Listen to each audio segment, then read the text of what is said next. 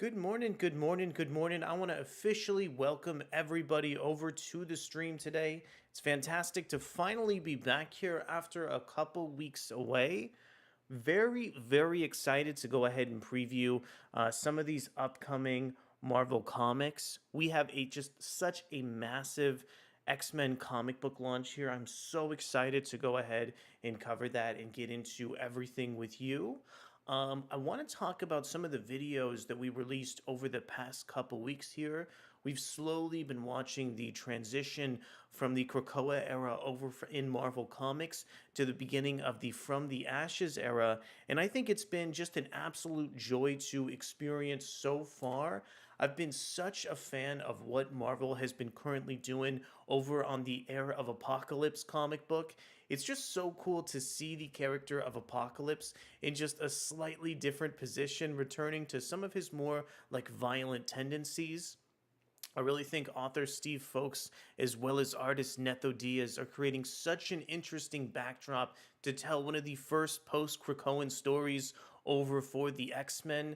I had the preview of checking out the second issue of the comic book just a couple weeks ago. I thought it was just phenomenal. Some of the character relationships were so interesting, and I thought Apocalypse kind of sabotaging his own tournament by introducing genocide into the mix was just a great way to facilitate so many interesting character conversations between our X-Men heroes. And just the more time goes by, the more that I am really enjoying what Steve Folks is lending over to the X-Men property in particular. I don't think we know if he has an ongoing series yet for the From the Ashes launch, but I am just so excited to watch and figure out how he's going to slot in next towards continuity. Some of the characters in the Era of Apocalypse miniseries are so interesting. I've been particularly invested in the character of Lynn Lee, Armageddon Girl. I'm really catching up on some of her transition from the character that I knew her as of Nature Girl, swapping over to this really like violent and dark aesthetic.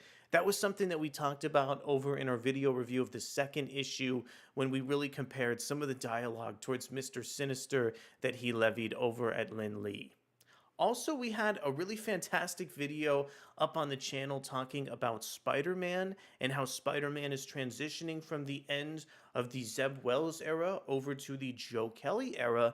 And frankly, this is yet another comic book property that I'm really sad to see go, especially after Krakoa is just a few weeks old at this point. But the saving grace here is that I really think Joe Kelly is such a phenomenal writer. And, frankly, I've been waiting for both him and Zeb Wells to have an ongoing Spider Man run for years and years and years, which I think you can see over from the video.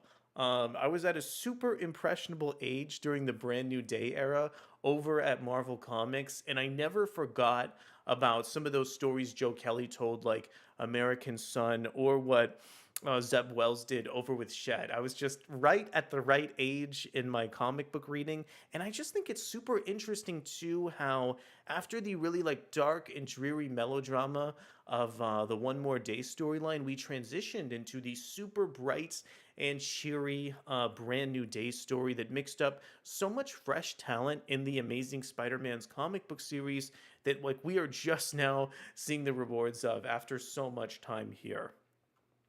Without further ado, I want to go ahead and welcome you over to our stream. It's going to be a really fun one today. We're going to be previewing all of the upcoming X-Men comic books for the From the Ashes launch.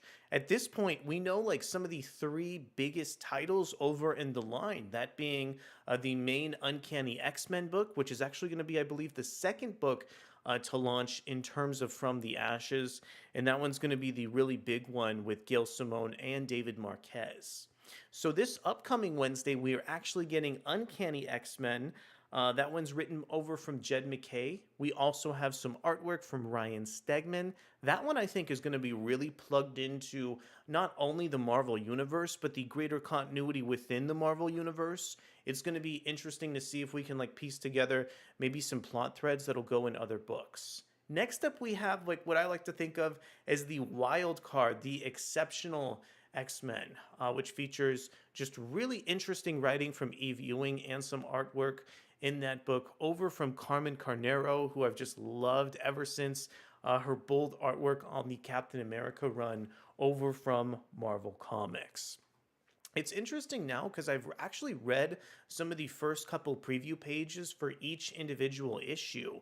And I was just wondering if we can draw any sort of conclusion now that we at least know some of the tones and just the rest of the tones that the writers are going to be lending towards the stories here. So far, I can definitely say that it looks like Uncanny X-Men has captured my interest with the really like slapstick humor coming in from the cast. And also, I just thought some of the opening pages that we'll get into in just a couple moments with Beast talking to the police inspector introduced this really fascinating element of humor that is present in so many of Jed McKay's individual comic books. Okay, so we've talked about this ad nauseum here. Why don't we go ahead and kick things off with our first comic book preview of the day? This is arguably the biggest comic book in the X-Men's From the Ashes line. This is the flagship Uncanny X-Men series coming in over from Gail Simone and David Marquez. Want to extend a thank you to Adventures in Poor Taste and Patrick Ross. Let's go ahead and check out some of the text here previewing the issue. Marvel has released preview pages and a trailer for Uncanny X-Men issue 1. Gail Simone and David Marquez's new issue hitting shelves August 7th. So that's right, we're not going to have to wait that long for the next flagship comic book to come out of the X-Men property here. The shadows of the giants who have worked on this book are all over the landscape, and it gets a little emotional to think about, Simone shared. Everyone has an X-Men comic that they feel speaks to them directly. There's no other franchise like it in comics. It's an honor and a thrill and a panic all at once. My first idea was, I want to lay out a welcome mat for all readers, new, returning, and lifelong. They deserve the best mutant action stories I can give them. I want to focus on the humanity, no pun intended, big action, big personalities. When I look at Gail Simone's X-Men series, one of the biggest questions that I have personally is if this book is really going to interact with continuity and tell a story that feels complete even to returning readers and seasoned X-Men readers like I think a lot of us here are over on the channel. Okay, let's check out some of the preview pages over from David Marquez. First of all, I think the page composition from Marquez on nearly each of these preview pages is so bold and ambitious. We have so many interesting panel bleeds, such interesting use of negative space, and I am loving some of the character interactions here. It's reminding me ever so slightly of what Pepe Larraz contributed over to Marvel Comics. Also, I thought it was super interesting to check out this preview page and to see how Rogue and Gambit actually happened to meet up over with Wolverine. This is actually a pretty cool extension of Marvel's continuity that readers can see previewed towards some of the very final pages of X-Men 35 here. So right now, Logan is meeting up over with Rogue and Gambit outside of Mexico City. And then we see this ginormous dragon that's actually been previewed on so many of the trailers, previewing this brand new From the Ashes line for the X-Men. The sense of scale and proportion here from David Marquez, I think, is just an absolute joy to behold. The spirals on the composition is so engrossing here on the page. And we have some of our X-Men characters just kind of interacting and talking with each other as they begin to witness the dragon here. There's been a lot that's happened recently at Marvel Comics, so it's a little bit interesting to see Rogue and Gambit talk about what they were up to in the last pages since we last saw them over in X-Men 35. Finally, here our X-Men are set to take on this dragon who actually identifies himself as Sadurong the God Snake. He says, I'll make a paste of you and cook your heads for supper. Once again, great page from David Marquez. This book looks like it's going to be so visceral, and I really hope on some level it'll be able to bring in those new readers while attracting some returning readers over to Marvel Comics. I think it'd be so cool if we had like this big splashy mainstream X-Men book that was actually bold with taking on continuity. We'll preview a little bit later in our stream some upcoming issues that actually have, I think some plot threads that do look a little bit more unique towards the rest of the overall line here. But I think this is a really solid beginning and a really interesting, like, adventure-based backdrop to launch just a couple X-Men characters. Hopefully this will be the bridge to bridge some new readers and returning readers over to Marvel Comics too. So interesting stuff over for Uncanny X-Men. Let's go ahead and preview the next X-Men book in the From the Ashes line. So this one is actually coming out this upcoming Wednesday here.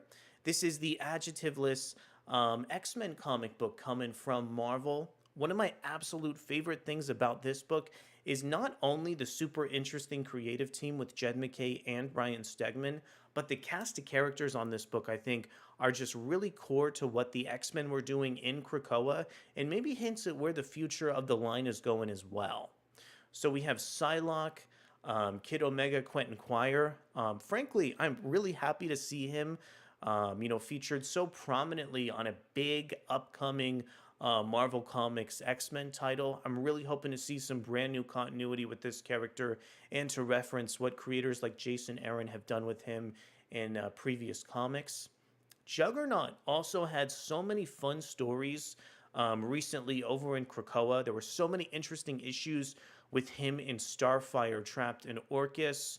Right now, it's super interesting to see what Marvel is doing with Beast.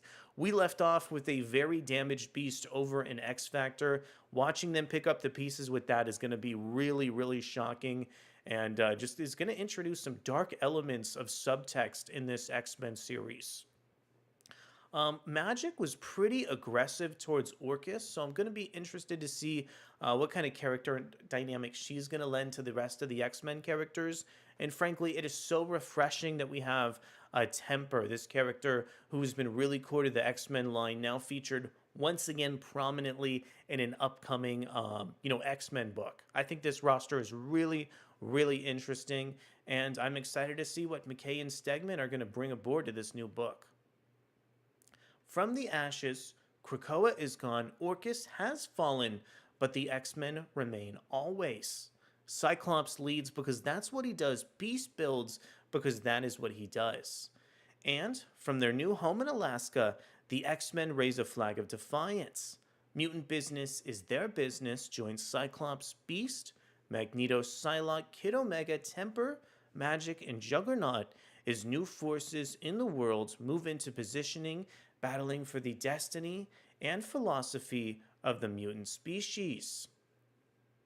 There's actually quite a bit to say about this credits page here. This is designed way differently from what we've seen in the Krakoan era of comics. However, it looks like some of the designers are staying the same, with Jay Bowen contributing designs towards this issue. Also, I think these character portraits are really interestingly laid out and arranged here on the credits page too. It's good to see Marvel also including some recap text here, at least referencing Krakoa, so it doesn't feel like readers are completely starting from square one when they pick up this brand new X-Men series. So for me, Ryan Stegman as an artist can be kind of a tough sell, depending on what project he's going for and how many details and figures he's lending towards the story. I think these first couple preview pages are just really beautiful here from Stegman, and it's super interesting to see the kind of perspective and way that he introduces the story with this police chief over from Alaska actually previewing the X-Men's brand new base. I'm really loving the sense of perspective that Ryan Stegman is looking to bring here to preview what Cyclops has in store for his brand new base. And then we get this really nervous kind of side eye here from the police chief, Paula Robbins. And she actually ends up meeting over with the character of Beast. Immediately here, the police chief is trying to figure out where Cyclops is over in the story, which is probably something that a lot of readers are going to be sharing as well. We're immediately previewed over the next destination of Santa Marco, where both Quentin Quire and Cyclops are once again arguing with each other. We're already being introduced to some of the team dynamics here within the story over in this brand new X-Men issue. And we also have this really interesting preview as well towards some of the powers that Psylocke is going to bring in the series. Also, I think this is such a beautiful way for Ryan Stegman to illustrate so many of the individual team members in this X-Men issue. Characters like Cyclops and Juggernaut are carrying just some of the animosity towards the page that I love to see captured here.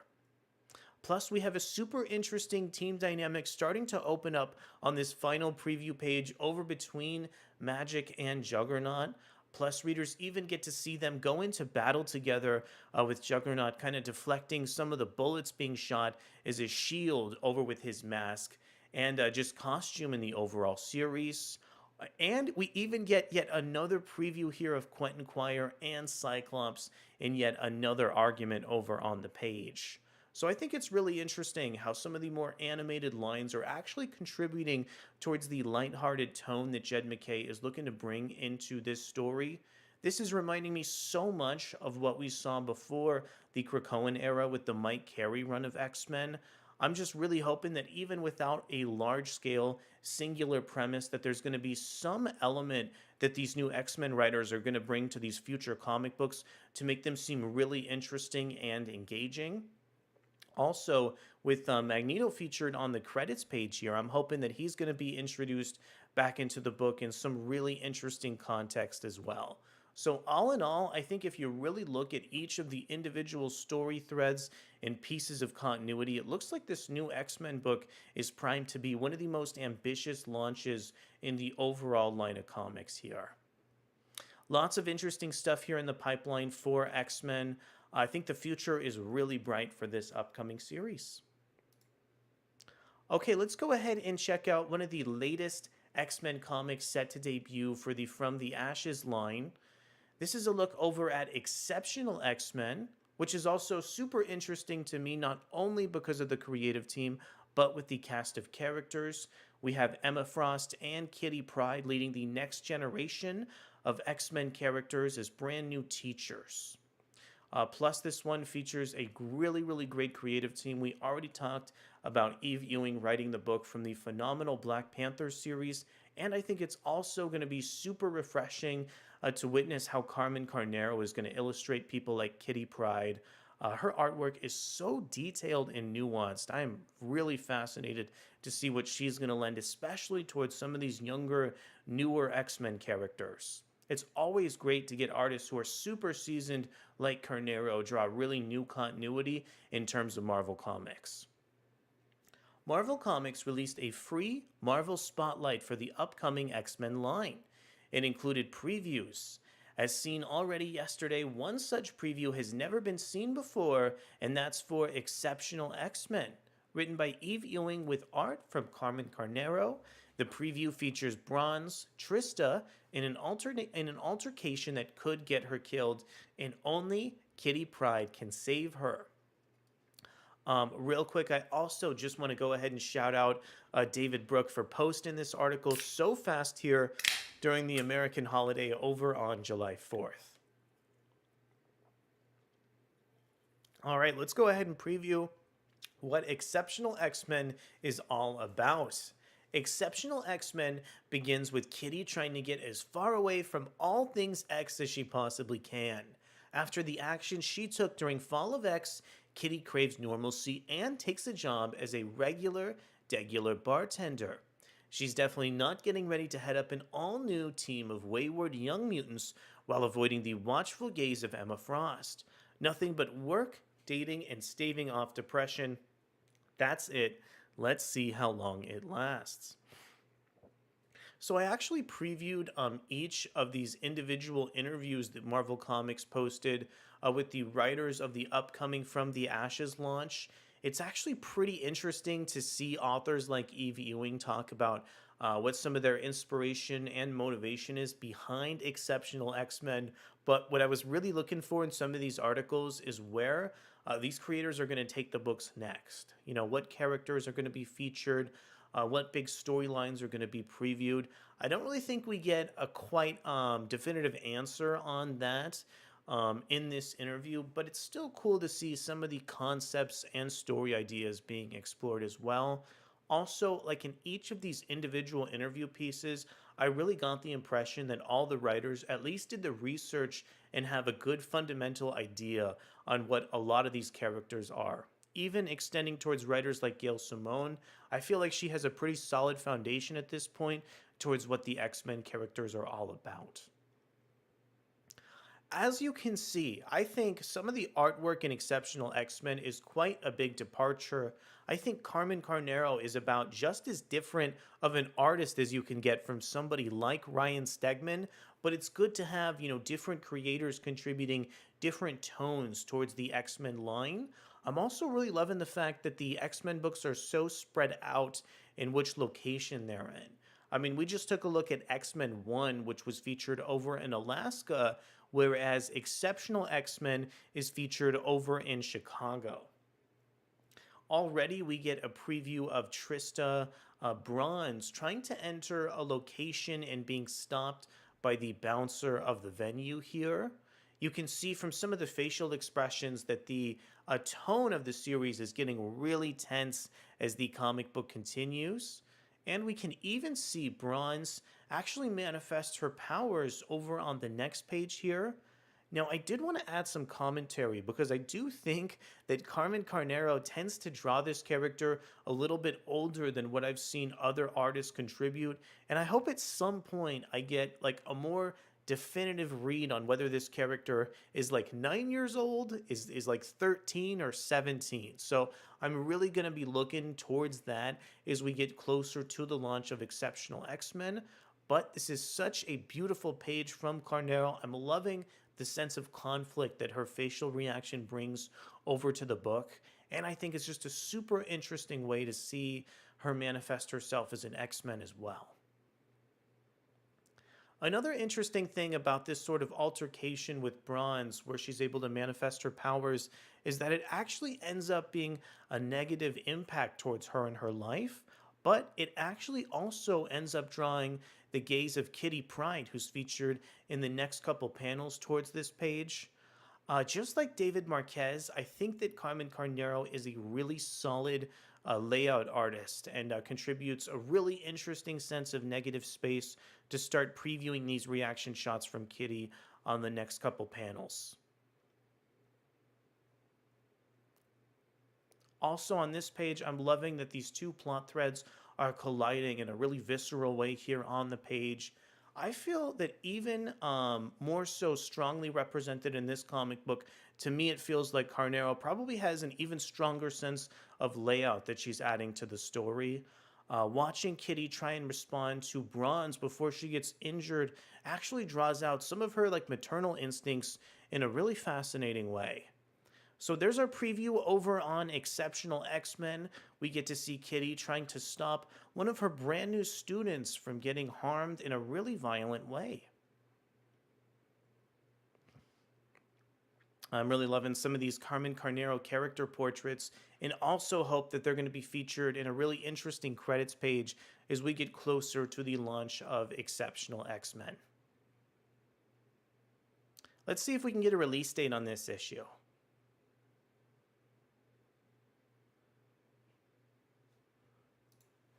Give me just a moment here. I'm going to go ahead and preview the release date on Exceptional X-Men 1.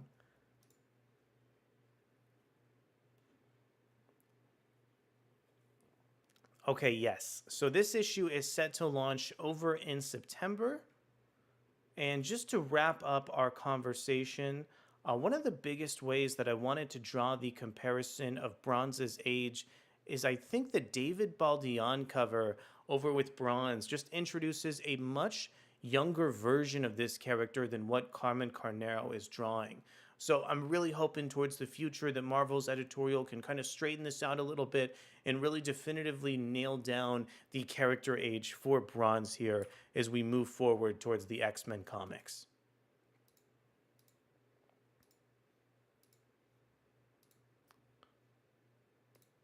Okay, so that was a really fantastic preview of the upcoming X-Men line. I think so far for me as we previewed all those individual books, that the main adjectiveless X-Men series coming out this upcoming Wednesday looks like it's going to be the winner. We're going to have a full preview and review coming over on the channel, likely this Thursday, Please do look forward to that.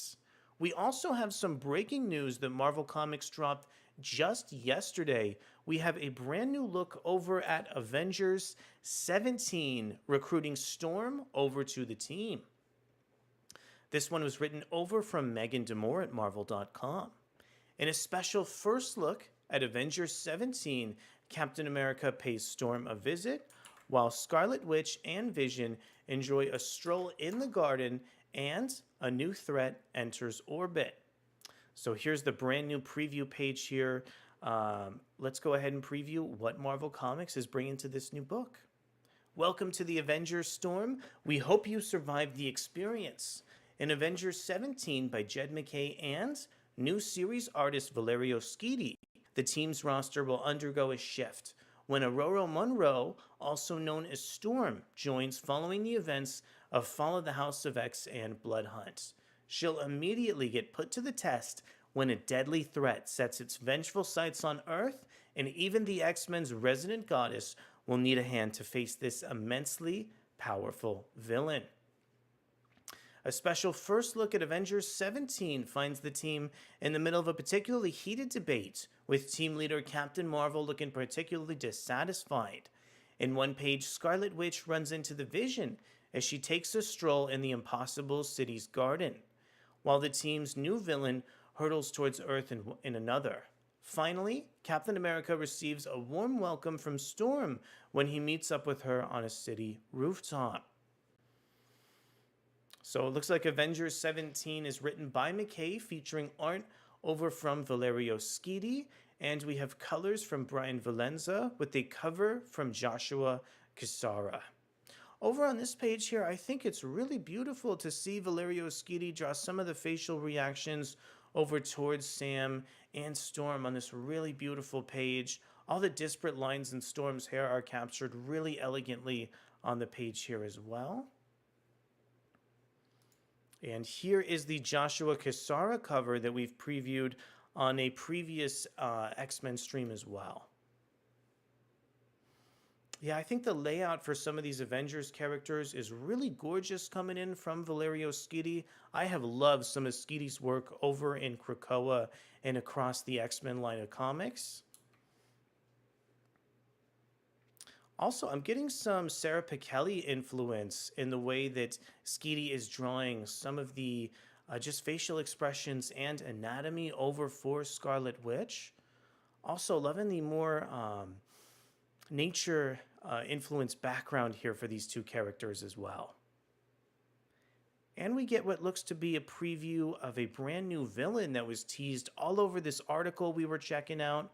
Super cool to see Sentry interacting with some of the characters as well.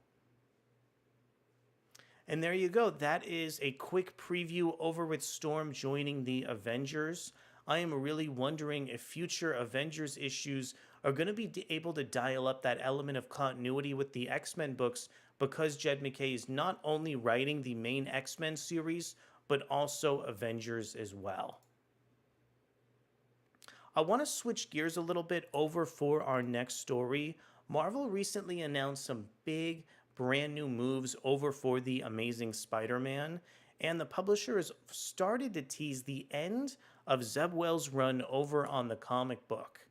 I've been following Zeb Wells' Amazing Spider-Man run almost since it began over on the YouTube channel here. I think Wells has done such a phenomenal job pacing out so many of his individual stories, and I'm really happy to see that some of the final elements of his run involve the character of Tombstone. Tombstone was featured really prominently in the first couple issues of Spider-Man, and watching Zeb Wells kind of dial up the animosity between these two characters as we get to the end of his Amazing Spider-Man run, I think is probably going to be a perfect way to go ahead and wind things down. So this one came over from David Brooke from June 18th on Adventures in Poor Taste. Spider-Man's final showdown with Tombstone is coming this September. Marvel Comics has released an Amazing Spider-Man teaser for what will be the final showdown between Spider-Man and Tombstone. The story has been building since Zeb Wells took over the series, with Tombstone playing a significant role at the start and during the Gang War event. The teaser hints that this will be Spider Man's most brutal battle ever. Plus, we get another iconic Spider Man cover in the rain by John Romita Jr. So, one of the best elements of Amazing Spider Man, especially as far as the Tombstone character goes, is the fact that whenever they confront each other in the main series, they have a hard time keeping just the animosity up and featured between a full battle in so many of the individual comic book tales. So, I'm really wondering what story elements author Zeb Wells is going to use to dial up some of the animosity between these two characters.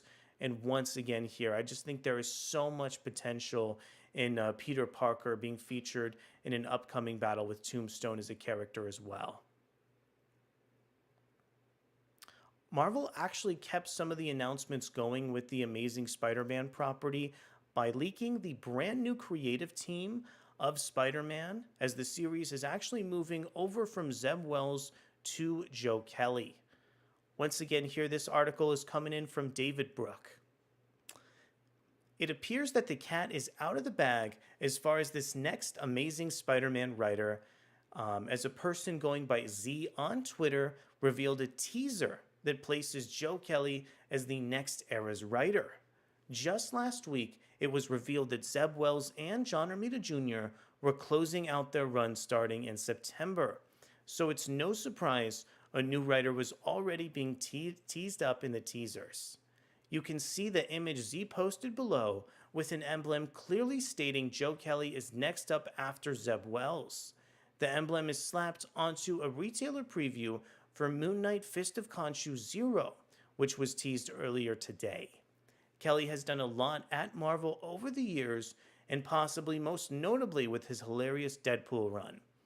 Could this mean Spider-Man leans into the funny with this new run? Many admit Wells and the previous long-running writer Nick Spencer put Spider-Man through the paces for some of his darkest stories. It could be a relief to see things change towards a more comedic angle. Once again here, this is some ground that we already previewed over on the video that we came out with this last Wednesday here, but I'm really excited to see what Joe Kelly is going to bring to the Amazing Spider-Man property.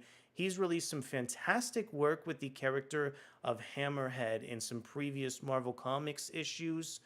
Plus, I think the American Sun story was a great use of some of his really negative and just interesting animosity that he's held out for the Amazing Spider-Man property. I'm also interested to see what plot threads he's going to take over from Zeb Wells' run, whether it be some of the background characters like Randy Robertson and Janice Lincoln over from the Gang War storyline, or what sort of commentary he's going to place on the character interactions between Norman Osborn and Peter Parker that's been the glue for Zeb Wells' run for such a long time at Marvel Comics. Plus, I think what a lot of fans are really going to want with the brand new Joe Kelly run is to know what kind of upcoming romance that Joe Kelly is going to bring towards Peter Parker's life here.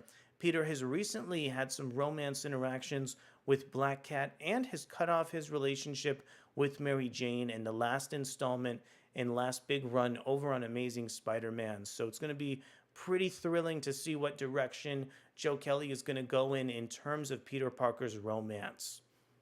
Also, I'm interested to see if Mary Jane is going to continue to be the is going to continue to have her brand new powers in the next upcoming run on the property as well. Marvel actually gave a bit more insight into the upcoming Joe Kelly run on Amazing Spider-Man with this brand new teaser posted a couple days ago. The 8 Deaths of Spider-Man is set to be one of the first brand new Joe Kelly stories that he's bringing aboard the Spider-Man property. This one was posted by Patrick Ross on Adventures in Poor Taste on July 3rd. Marvel today released a teaser image for the 8 Deaths of Spider-Man, a new 10-issue story set to launch this fall. This book will be written by Joe Kelly and Justina Ireland and will be illustrated by Ed McGuinness and Gleb Melnikov. So lots of interesting things to comment here first. Super interesting that Joe Kelly actually has a co-writer here with Justina Ireland. And also, the two illustrators aboard the property are pretty interesting as well here. Ed McGuinness is coming from the backdrop of the Zeb Wells run, and we're getting Gleb Melnikov from the Batman and Robin comic book series that I've loved so much here. So we have a really strong creative team already aboard the Eight Deaths of Spider-Man. Let's go ahead and read some of the press release and see if we can get a little bit more insight as to what the creative team is bringing aboard this book. Following Zeb Wells' landmark run, writer Joe Kelly and Justina Ireland, alongside artists Ed McGuinness and Gleb Melnikov, bring you a new Spidey epic titled The Eight Deaths of Spider-Man. Stay tuned in the upcoming weeks for more information on this 10-issue arc launching this fall. Nobody Except Me says, interesting, Spidey might get on my attention again. Joe Kelly on Spider-Man, huh? Indeed, Nobody Except Me. I think so many of the things you're saying really hint that this upcoming Spider-Man work could be really interesting from Marvel. I'm also going to be really interested to check out what the tone of this book is going to look like too. We've seen Joe Kelly write some pretty dark stories as The Amazing Spider-Man goes. We've also seen him really dial up the humor in certain elements. I think like really similar to what Zeb Wells was doing on the last run, we're going to see a lot of really interesting tones as far as this new series goes. As we were hinting at earlier, I'm really hoping too that Joe Kelly is going to pull on some of that continuity that Zeb Wells works so closely in his Spider-Man run. In particular, I'm hoping the character of Chasm is going to be featured over in Joe Kelly's run too. And I'd love to see some of those elements of Limbo extending from Madeline Pryor as well.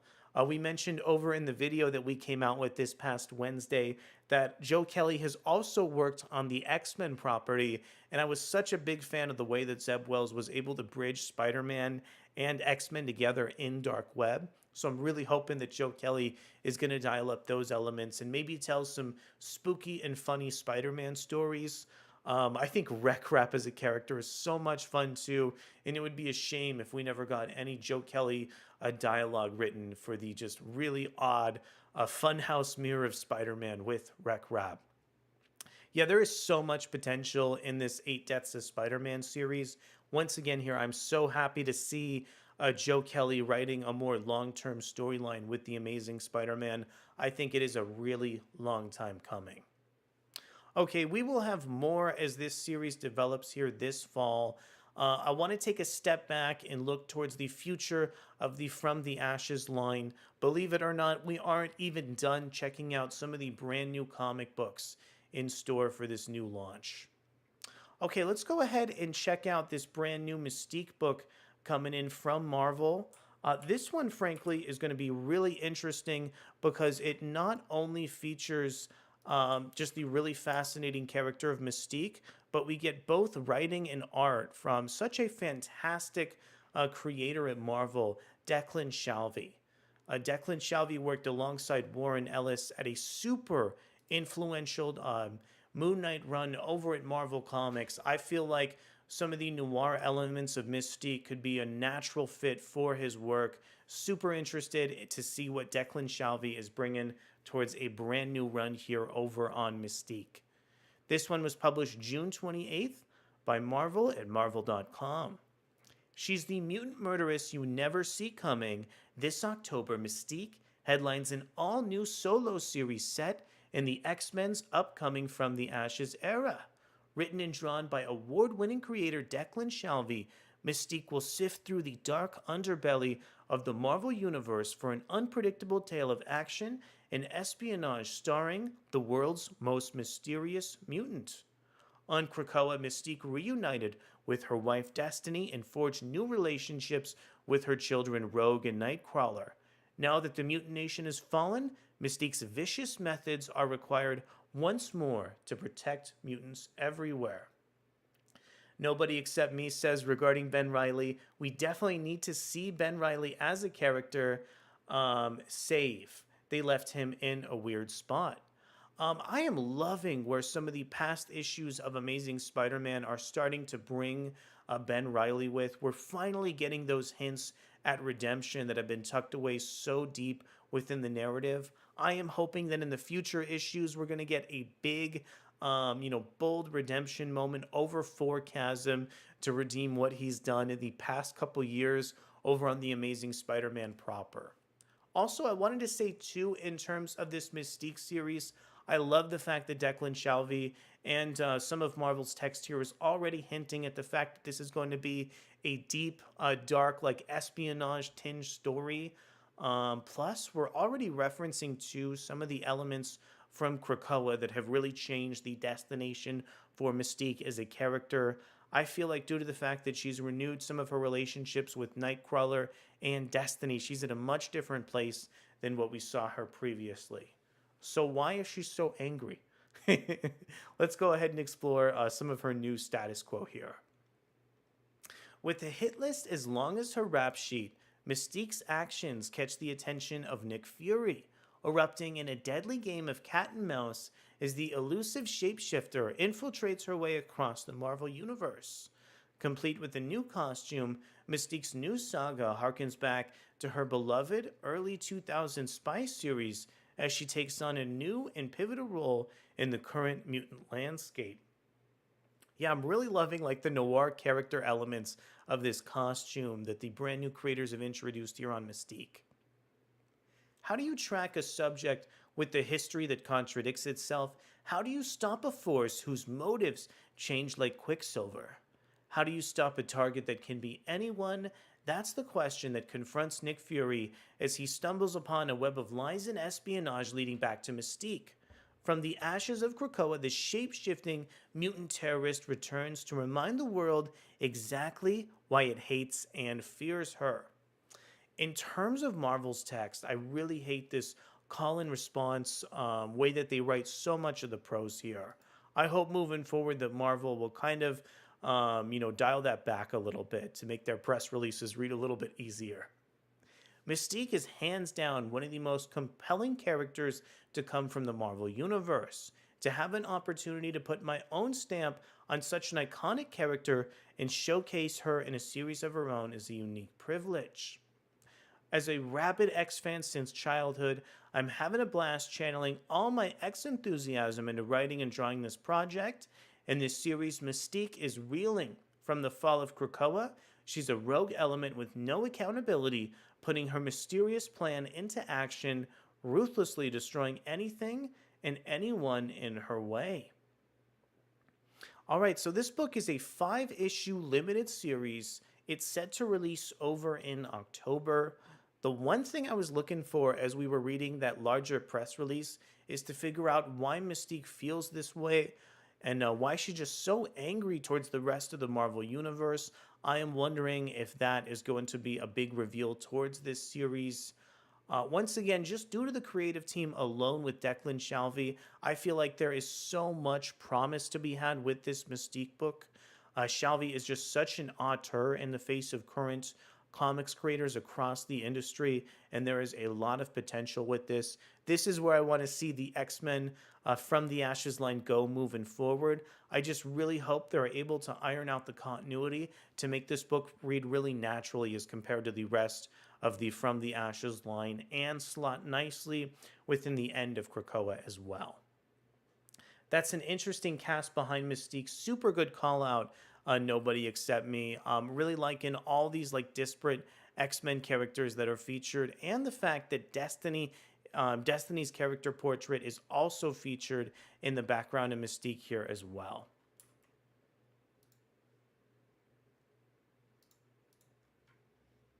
Okay, the good news is that Marvel Comics is actually getting really busy announcing their upcoming X-Men series. This is a look at another brand new X-Men comic released really recently over at Marvel. This is a brand new era of Sentinels. New Sentinel series sends a team of cyborg soldiers after the deadliest mutants on Earth. Set in the X-Men's From the Ashes era, Alex Packnadel and Justin Mason's Sentinels launches this October. With a new era of mutant kind comes a new era of mutant hunting machines. This October, a squad of soldiers, each one scarred from earth-shattering superhero conflicts and, upgraded with nanotechnology, are tasked with apprehending dangerous mutants that threaten coexistence in Sentinels. The 5-issue limited series will be written by Alex Packnadel and drawn by Justin Mason. So here you go. We have a brand new Sentinel series written over from Alex Packnadel featuring art from Justin Mason.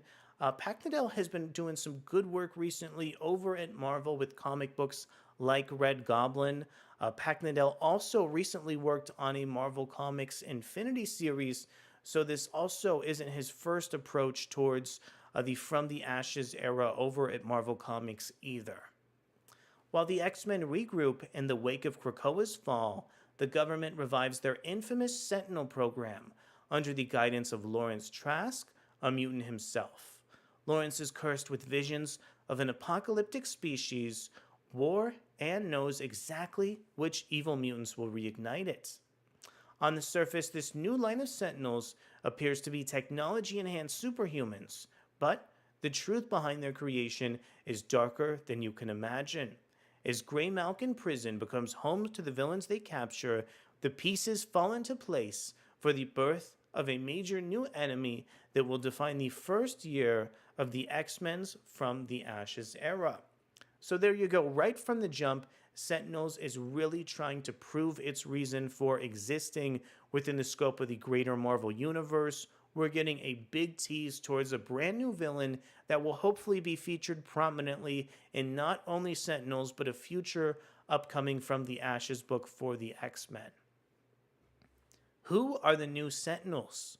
The original Sentinel program was human supremacy and fear coded into circuitry, but now their legacy falls into the hands of mutant kind. Powered by cutting-edge nanotech, this new generation of Sentinels protects a fragile peace between humans and mutants. But when being a Sentinel is your job, your life, is it possible to stay human? Meet Sawtooth, Lockstep, Drumfire, and Voivod, a brand new team of heroes that will take on the most heinous mutants. Their first mission, capture Omega Red. I'm also happy that this book is actually featured a really prominent X-Men villain as well. Omega Red will definitely have some kind of impact on Wolverine, no matter like which greater series he's in. As an X-fan going back to my first set of teeth, I couldn't be prouder or more excited to share Sentinels with fans. This book is about flawed human beings doing a dirty job for a dirty cause, and Justin Mason and I are determined to make you care about each and every one of them. Whatever your expectations are going in, I promise this book will surprise you. We've already previewed the creative team. This one is yet again a 5-issue series set to release this coming October. We also have a set of really interesting variant covers. Let's see if I can get these up on the screen really quick.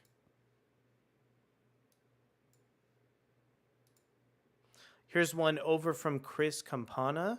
I think this highlights some of the individual characters of the Sentinels pretty nicely. Here's our main cover. This one is coming in from Justin Mason, the interior artist on Sentinels. Really hoping that some of these elements of personality will be featured in the main book. And my goodness, look at all these disparate lines that are illustrated towards the back half of this cover too. This is a really good cover from Jeremy Wilson, featuring like a much different context and tone of the Sentinel series. I hope it also has this like sci-fi aesthetic within the book featured too.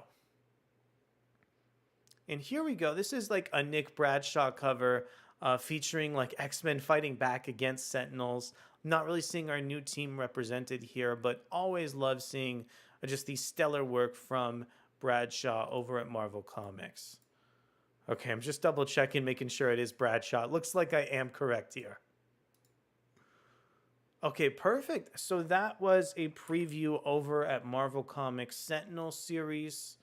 I think one of the biggest takeaways for that book is the fact that it's introducing a brand new villain who's going to be really important to Marvel Comics continuity.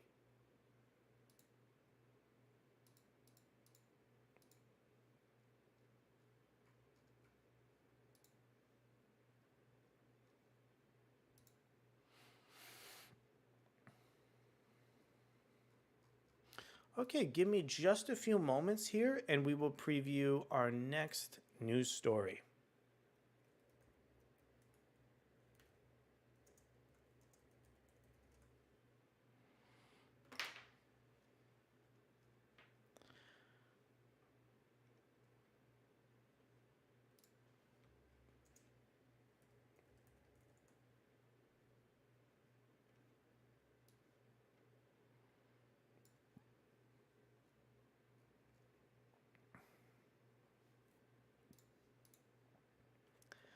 Okay, so to go ahead and close out our stream today, we are going to focus very deeply on the upcoming Phoenix book coming in from Marvel.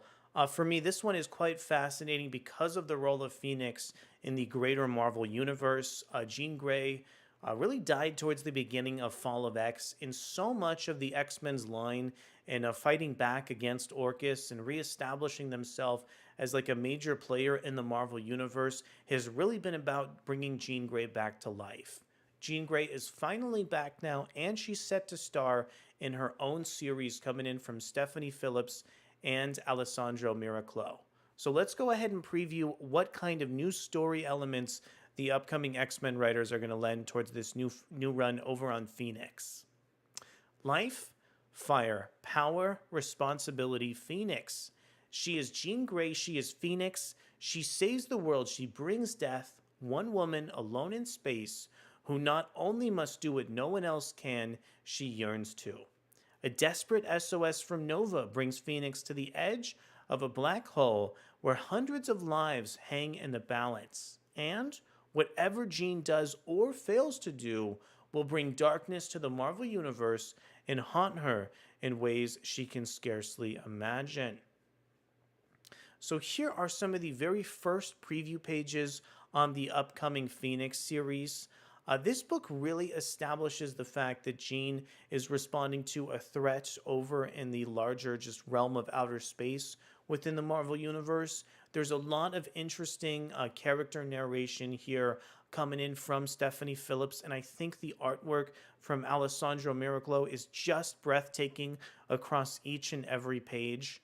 I'm loving so much of the power that Miraclo is rendering on the Phoenix character, but overall, in terms of the greater plot, it was difficult for me to draw any sort of conclusion about where this new Phoenix book is heading, aside from the fact that it's going to be featuring a Jean really prominently venturing out into space here.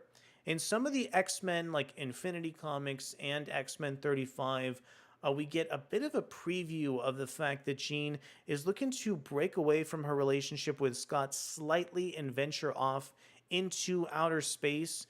The preview that we read also features the fact that Jean is responding to a distress call from the Nova characters as well. A lot of this first couple preview pages seems to hint at the fact that this book is really kind of introducing the themes of the Phoenix sort of resurrecting herself. Some of the character narration on this final page reads, "A connection born from fire and ash," and that is where our story begins, with fire and ash. So I think the artwork from Miraclo here is just absolutely fascinating. I think Phillips really gets me like pumped and primed to check out the next couple pages, but it's hard to tell exactly where this book is heading just from these first couple pages here. Nobody Except Me says, great art. I completely agree with you. Thankfully, though, we don't have to wait too long to figure out where Phillips is going with this upcoming story, because we actually have a brand new X-Men Monday coming in from Adventures in Poor Taste with Stephanie Phillips talking about the greater series. Let's go ahead and dive into the Chris Hassan X-Men Monday 258 published on July 1st. In X-Men Monday's recent Blood Hunt edition, Stephanie Phillips talked a bit about writing a Phoenix-powered Jean Grey. But, of course, such a highly anticipated series deserves its own edition of X-Men Monday. Fortunately, Stephanie agreed and has returned to give readers a sense of what adventures await Phoenix in Marvel's cosmos. Let's see what she has to say. Welcome back to X-Men Monday, Stephanie. This has to be one of the most requested editions of X-Men Monday to date. Jean Grey's fans are psyched, but let's start by going back to the beginning. How did the opportunity to write Phoenix in Tom Brevoort's revamped X-Line come about? Interesting. Yeah, Stephanie Phillips, a much newer writer at Marvel, frankly, than what I would anticipate a creator to bring towards the Jean Grey book. I think it's really exciting that Marvel went in this direction, and I'm a little bit interested at how Marvel's editorial actually ended up recruiting Phillips. Let's see what she has to say. I was asked to write Jean by Annalise Bisa, who is a fantastic editor, and I've had the privilege of working with her in the past. An editor is such an important part of a book, and Annalise has a really good ability to help shape stories. I would have said yes to working with Annalise on probably a number of different characters, but she really thought Jean was the right fit for me to be working with, and I agree. Jean and I have fit together very well. This cover is so awesome. That's good to hear. This week's first X-Fan question comes from Jean Red Gray, who wanted to know two things about your time writing Jean so far. First, what has surprised you most about writing her? And second, what has been the most rewarding part of getting to write Jean? Phillips says, whenever you write a new character, you learn that character in ways you didn't know as a fan or reader. It's like forming a really intimate bond with someone, but it's a weird dance because the person you're bonding with isn't tangibly real. I can say I love Jean and I have enjoyed her stories, but it's a whole different thing to fall in love with Jean and let her lead the stories, taking us to places I wasn't sure the book was going, but that's where Jean wanted to go. Developing that bond is the most rewarding part. What has surprised me is that I can admit this without fearing what you all will think I'm hearing voices or something. I have a feeling Jean fans will get what I'm saying here. And this is something I think Chris Claremont has talked about in a lot of context here. He really, I think, tried to make like living, breathing characters to make the X-Men feel real. So I'm glad that Stephanie is able to use her intuition towards what she thinks Jean Grey would say in order to, write a book that's true to the characterization of Jean as a mutant and hero. I really want to see her talk about the current status quo that Jean is in right now. I'm interested to know if she kind of harbors some more negative feelings towards Cyclops or what the greater motivation was for her to head off in this space here. X-Fan Jean's Multiverse was wondering what you find most compelling about the powers and mythology of the Phoenix. Stephanie says, I like the juxtaposition of her being one of the most powerful characters in the universe, but having all the wonderful and complicated elements of humanity, including flaws. She's such a real human character, just imbued with cosmic abilities. She is reigniting dying stars while missing her husband. Relatable. Okay, so Stephanie is hinting at the fact that Jean is happy in her relationship and even misses Cyclops during some of her adventures over in space. Yet again, another really fantastic cover, teasing, I think, so much of the potential that this really interesting Phoenix book has. Okay, AIPT says, we'll get to her husband in a bit, but for now, X-Fan Onsipin said Tom Brevoort and Marvel have referred to Phoenix as a cosmic book. What exactly does cosmic mean as it relates to this series for readers like Onsipin who are not privy to this terminology? Okay, I feel like that's a pretty pedestrian question, right? Cosmic is a reference to the fact that Jean Grey is going to be in space doing space things just like we saw with that preview. Let's see what the next question is. X-Fan Omega DCD asked if Jean will have any kind of home base or perhaps a dimensional shunt to call home in between her cosmic adventures. I think this is a pretty good question. One of my favorite things about the recent Iceman books over from Marvel Comics is the fact that he had that base, plus Cyclops currently has his base over in Alaska. So what does Jean have? As the Phoenix, Jean technically doesn't need any of that, but Scott has helped her create a kind of headquarter in the stars to adjust to her new living situation. This will be revealed in issue 1. I think these different settings and locations help these ongoing series establish like a more firm ground of reality and identity.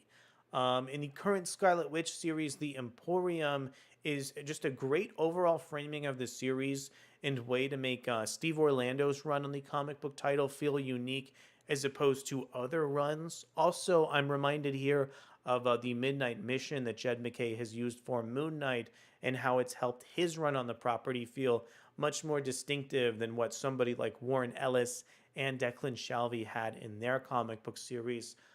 Frankly, I'd love to see what Phoenix is going to use as her headquarters when we get the reveal of the upcoming issue. Also, I wanted to briefly say that Phoenix's costume has changed ever so slightly when she was brought back to life, but just some of the flashes and hues of yellow make it so much more interesting to witness here. I'm really liking some of the character designs that Marvel has for these From the Ashes X-Men. Okay, such a supportive husband. Next, X-Fan needing answers was curious to learn how Jean sees her role in the universe as the Phoenix.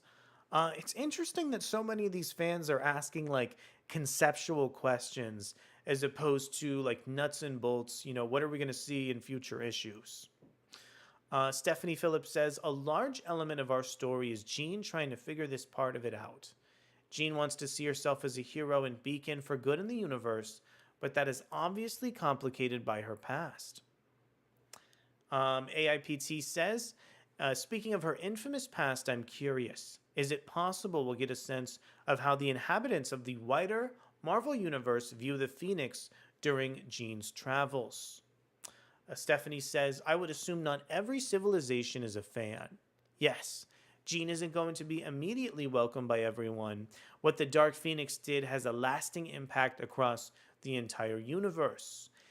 Even civilizations not directly impacted have heard the stories, like a myth that has been told over and over, changed in different ways as it spread across the galaxy and beyond.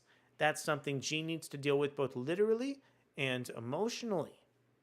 How can she save people who at many points are terrified of her and sees her as the villain? Can she change their minds? Does it even matter if she changes their minds? But she needs to grapple with all these questions and come to terms with how she feels about her bond with the Phoenix Force through it all.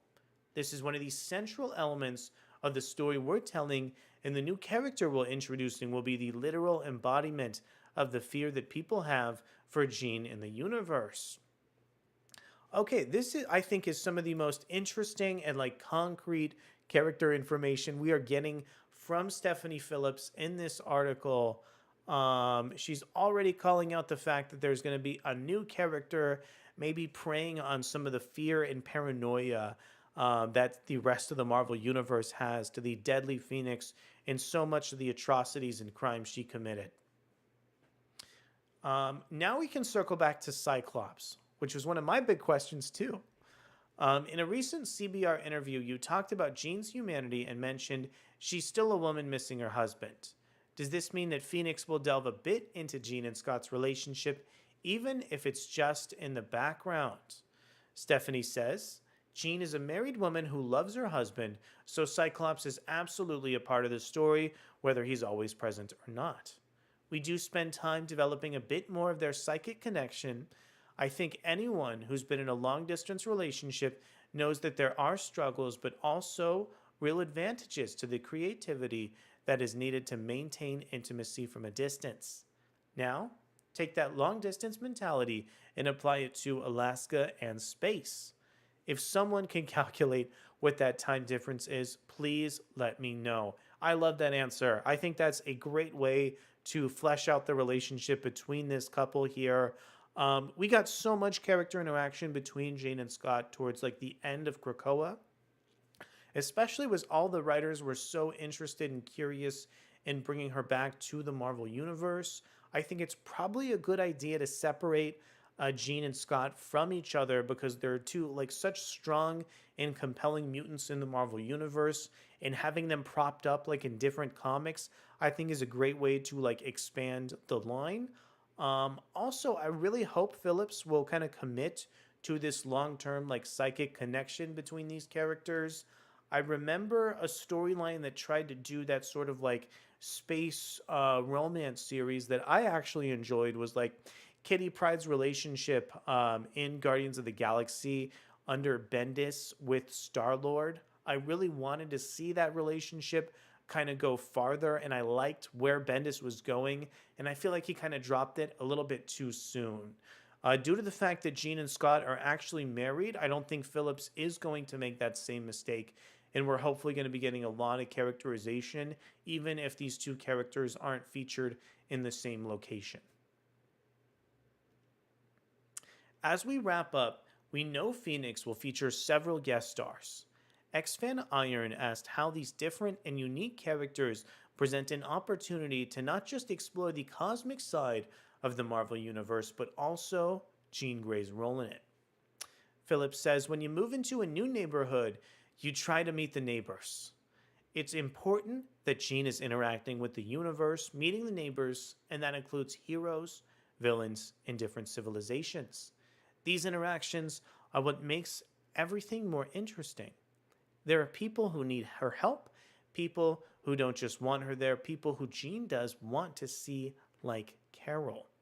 It's all a part of Jean getting a better understanding of who she is as the Phoenix and how to best define her role in the universe. This cover is so cool. We actually have it featured in the background banner up on our YouTube page.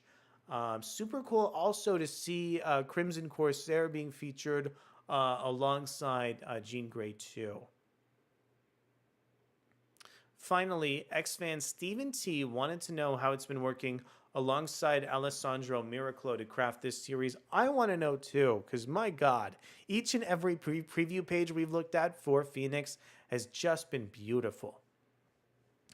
Let's see. Stephanie says, wonderful. Alessandro is such a good collaborator. He brings Jean to life beautifully. One thing I'll specifically note is that Alessandro has such a good design sense. We have a new character named Adani who makes her first appearance in issue 1. Alessandro took this concept I gave him and just made Adani look like a very real part of Jean's universe. Adani gets multiple different looks over the series as well, and they're all so unique and interesting. I hope you all fall in love with Alessandro's work the way I have.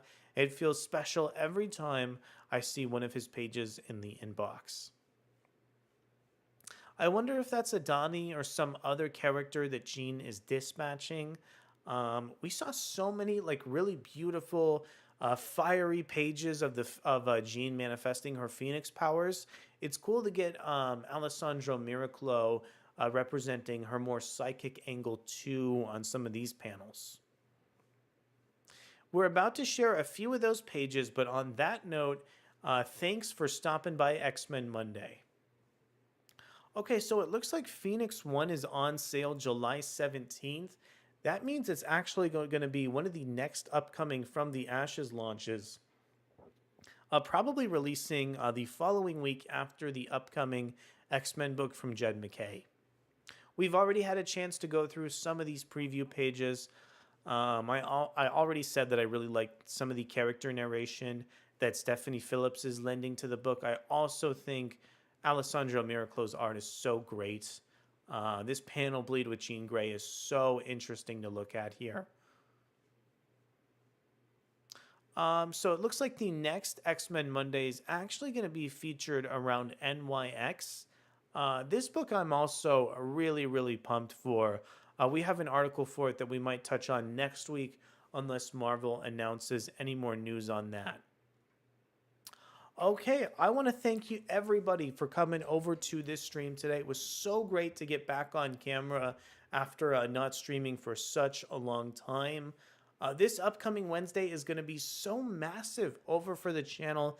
This is the brand new launch of X-Men 1, and it's hopefully going to be the beginning of so many videos in the next ongoing series over for the X-Men. I'm just so pumped. I can't believe we're here already. Plus, I think there's also a Spider-Man issue coming out this upcoming Wednesday too. I got a chance to look at the preview for that one, and does it look good? It looks like characters like Kamala Khan, Miss Marvel, who's actually featured in this cover, is bringing the fight right over to Norman Osborn with characters like the Walking Brain. That is going to be so much fun to review this Wednesday. Please stay tuned for that. Elsewhere, I just want to thank you everybody for coming to the stream. We will hopefully be back on the normal schedule moving forward. It was great to see you. Have a fantastic weekend, and we'll be back really soon to review some of these upcoming Marvel books. Thank you so much.